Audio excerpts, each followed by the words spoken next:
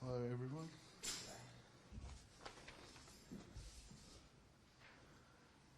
I assume everyone's read the statement? Yep. Fire away. Adam, obviously it's been a pretty big week. Firstly, how are you holding up? Oh yeah, I'm good.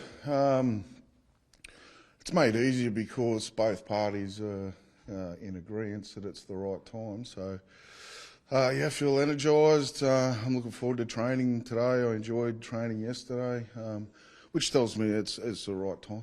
So what's changed from your perspective for you to seek this mutual agreement, for you to feel like it is the right time to step away? I just think, all coaches will reflect on their seasons, when you get to the back end of the year, and you always start with asking yourself, am I the right person to get the most out of the squad?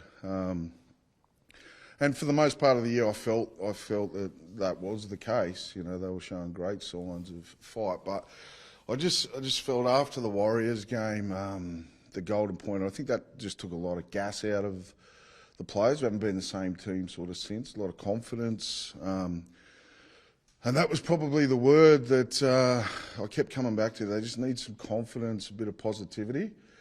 And the one thing that stood out for me was, like, I'm a big distraction in that. There's no doubt that if, we'd have to win 10, 15 games straight next year for there to be no speculation. And if there's one gift that I could give the playing group, the supporters that pack that stadium out every week, is remove that distraction. I think that's the right thing to do. If I couldn't give them the ultimate prize that I set out to do at the start, which was, win a comp, if I can't do that, then the way to help them now is just to, give them 12 months where obviously a new coach will be given some time to work with the players that are coming in, and I think the club's done a great job at some of the signings that they've made. And then with our injured group that come back, there's some quality there. I just think it's a really important summer for them, and it's the right time. Give someone else a go. You may not have given a premiership, but you have given a lot to life to this club, 4 finals appearances, that incredible run in 2023. Yeah. How hard is it to step away from Yeah, it is hard. I love the place. I love the town, love the club. A lot of good staff have helped me along the way, and in that 23 season in particular, the playing group, it was a tough season for me personally, but the ending was great due to great staff, great board of directors that have been so supportive of me, both professionally and personally. It was a great year. I'll never forget the night against Canberra with Dom running down the sideline, and there's great memories. This isn't a sad time for me at all. I'm proud of the fact that some of the procedures and structures and people that we have in place, since I started. I think the club's in great position on and off the field. With the roster that's coming in, that's a really competitive, strong team for next year. But again, I keep coming back to when you're asking yourself, am I a distraction to them? I probably feel that I am. So Adam, did you approach the club to make that decision, or was there a bit of chatter from them on you about potentially moving on? No, I approached the club. Yeah, and I think they understood once I explained, and they're probably in agreement. So there's no thought of you potentially seeing out those years, you just knew that you were done? Yeah, I come to the realisation over the last, this hasn't been a rash decision, but over the last 4 weeks, and I'm looking, you can tell when you're looking at in your players' eyes that they've given everything. And after the last 20 minutes last week, the Cowboys game up there, I was really thinking I'm running out of speeches here to try and keep them as energetic as I could. It's been a tough year and it's taken its toll, and probably some of that's to do with personnel and lack of experience. But yeah, I just keep coming back to it. I don't want to be a hindrance. I want to make sure that the feeling that I got when I first came here, that was one of the things that I kept coming back to. My first pre-season here, there was a real sense of optimism in the town, sponsors, people in the street. And I feel like I'll probably warn a few people out on that. They'll hear the same speech from me. I don't change a hell of a lot. And I thought, you know what, I can give them a bit of... There's a lot to like about the roster that's coming in, but the greatest gift I can give them is having a real positive pre-season and off to a positive start. Because as I said, the new coach or whoever comes in deserves a bit of time to gel with this group, and I think that's important for them. What did you say to, of course,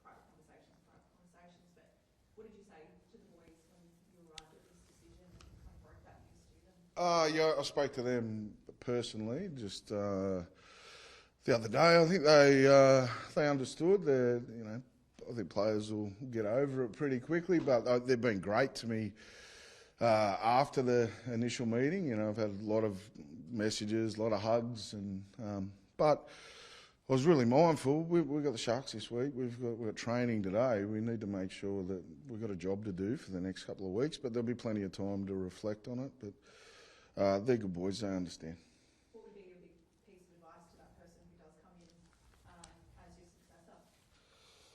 Oh, look, each to their own. They'll have their own ideas naturally, but what I will say is you got a town that even when you only win 2 games all year, they'll pack the joint and they'll get behind you, and it's important to embrace that. It's a unique place, but it's one that I chose because I thought it was the best fit, and I'd make that choice again. That's why it's not a sad time for me, because there's so many good memories, and I know. I didn't deliver. I fell short on what people would have hoped, but it wasn't through having a passion for the joint or through a lack of care. If anything, probably got me in trouble a few times, that passion. But, the person that goes on, there's a good roster there, there's great structures, and there's a great board and great CEO and general manager of footy and all of that. There's things in place there to succeed, and I've got no doubt that the person will thoroughly enjoy their time here. It's a great place. Adam, you've been involved in a number of key recruitment conversations for next year. Are you confident that despite you stepping down, those players' commitment and vision for the club will remain on track? Yeah, I do. Yeah, I think we have a really thorough process when we're interviewing a player. They don't just meet with me. They meet various different departments, and we want to make sure that they're the right fit for us and that we're the right fit for them. And I'm confident that those processes were very thorough. So the people that have signed, I don't think that they've, I don't have an ego that think they just signed because I'm here. And what's your kind of message, I guess, to fans as well, who, like you said, pack out stadium even at the worst of times? I can't thank them enough. As I just said then, that the resilience that they've shown, not just in my time here, for a long period of time, and they support. And I think I said that from day one. They're not fans, they're supporters. Fans jump off you pretty quickly. Supporters support. They do exactly that, and you can't ask any more of some of the conditions that they sit in is unbelievable, and I know that I don't really want to go back there, but a very, very small group of people I reacted to and offended a lot, and I didn't mean that on the day, and I still don't. There's great support here, and I can't thank them enough. They've been exceptional to my family and great support to me. You've obviously got the season to finish, and I'm certain it's too early to ask you this, but what's next? A holiday at least, or? I guess my wife will get her husband back. I get to. I do want to make it clear. I want to finish what we started this year. I'll be still very present. Today, over the next 2 weeks, I'll be at the presentation ball at the end of the year. I'm not running away today. But look, what's next? There's no doubt I need to get some energy levels back, but I know that will come because I've still got a deep passion for the game. I don't necessarily want to be the lead singer for a long time. I do the backup vocals for a while, and look, something will come along. I haven't lost my work ethic, and I haven't lost my passion, and I haven't lost my care for the playing group, which is why I've ultimately come to this decision. There's 3 groups of people that I probably looked at when I did come to this decision, and the players and staff paramount. Like I owe them so much. They've been such great help for me, and I thought if I can remove that distraction for them. Secondly, that is the board and Philip, Jeff, Peter Parr, Chris James, all of those guys have been unbelievably supportive. Our board, whilst they want a really competitive team, they genuinely care about the person. They've been great to me and my wife. And that was the last group, was, not only supporters, sponsors, but also my immediate family. I thought, it's whilst we may get numb to the pressure over time, because, it's been there for a number of years for me, but it doesn't get easier for them. So I think giving them a break's important as well. Adam, there's been a few suggestions that Blake Green could take over. Do you have any thoughts on that, and will you have any input on the next coach? I won't have any input. No, that's a club decision. But to answer your question on Greeny, I think he's again, I've used the word support. He's been unbelievable for me. Look, it's really hard to just go singling out individuals, but he does work for me. And what I will say is there's not a, I don't think there's a player in this club, male or female, from 15 to 30 that he doesn't know. And he's got his fingerprints on the pathways, which is a really, really strong point for this club moving forward. And it's going to be, I guess, the niche of the club is having a really strong plan, and I've seen that plan and believe in it, and I believe the people that are here will execute it, and he's got fingerprints on that, which is important. So, but at the end of the day, it's a club decision, and I'll be staying out of that. Any regrets? Oh, heaps. Yeah, we've got plenty wrong.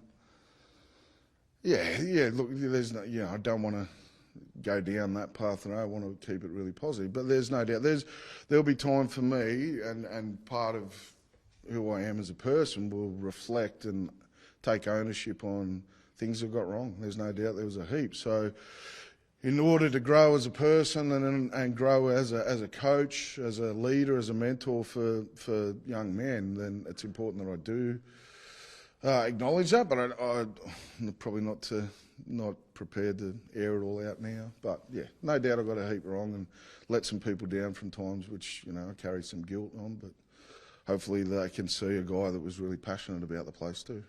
You're one of only 3 coaches at this time to have coached over 100 games. I guess, what's that mean to you? Huge honour.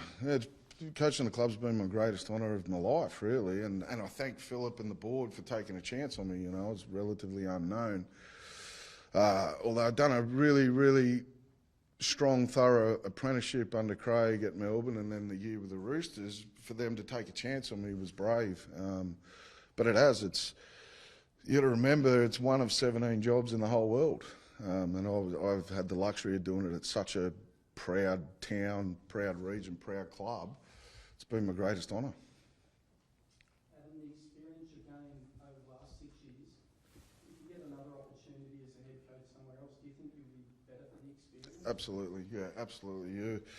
Like I said, I thought a 13-year apprenticeship, I thought, yeah, I'm ready to go. And like I said, my wife and I chose this town because it felt like that's who we are as people, and I'd still make that choice again. But yeah, the reflection that I'll do over time will no doubt put me in better stead, but also I'm not chasing that right now. I think I'll take time, but I'm a better coach than what I was when I walked into the joint, and largely it has nothing to do with the actual game. It's how to manage all the other parts of it.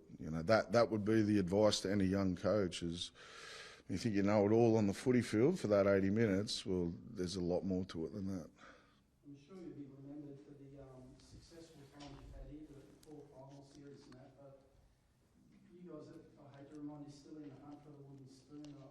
You don't want to leave that as your lasting thing, do you? You want to avoid that? I'd prefer not, yeah. And what would you say would be your fondest memory of your time? Oh, there's heaps to single out one. I've loved everything from debut and young blokes, seeing guys like, I don't want to get caught on naming individuals because I'll leave some out, but guys like Dill Lucas and Fletcher Sharp, their growth has been great. Got to see young men become fathers, it's a huge moment in their life, so it's not all about footy.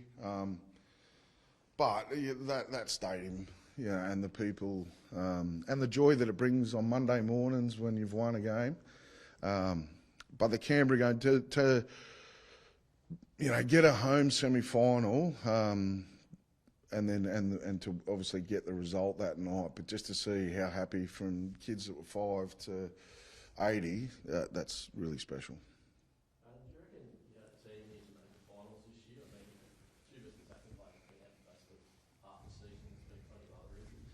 What do you reckon you could have done this season to sort of run there? Yeah, again, on that reflection piece, there'll be certainly things that I'll look at what we did over the summer, we needed to get off to a better start. Look, there's no doubt every team gets injuries, right? We can't sit here and blame injuries, which is we need to take some ownership on stuff that we've got to get better at. Some fundamentals of the game need to be, heavily developed.